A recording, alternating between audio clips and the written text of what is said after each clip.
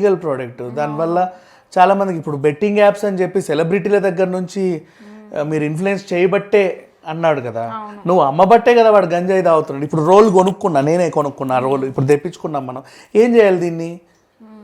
Role ఉన్నప్పుడు మరి దాంట్లో ముడి సరుకు రావాలిగా, అడగాలి ఎక్కడ దొరుకుతుంది ఏంటని కనుక్కుంటాం. 100 మందిని కనుక్కుంటాం. పబ్లిక్గా అమ్మితే టీనేజర్స్ కూడా అలవాటు పడిపోతారు. ఎందుకంటే టీనేజ్లో ఎవరిని అప్రోచ్ అవ్వాలో తెలియక చాలా మంది భయపడి ఆగిపోయి ఉంటారు. కాకపోతే ఇప్పుడు మనం టేస్ట్ చేయొచ్చు, రీల్స్ చూసి వీడియోస్ చూసి కూడా అలవాటు పడిపోయే వాళ్ళు చాలా మంది ఉంటారు. చాలా డేంజర్గా వచ్చారు. సినిమాల్లో చూపిస్తున్నప్పుడు వాళ్ళకి అనిపిస్తుంది కావాలని, అదేందో టేస్ట్ చేయాలి.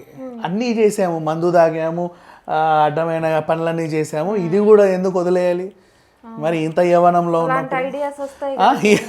ఈ ఐడియాలు వచ్చినప్పుడు సరే వీడికి రావడంలో తప్పు లేదులే పాపం.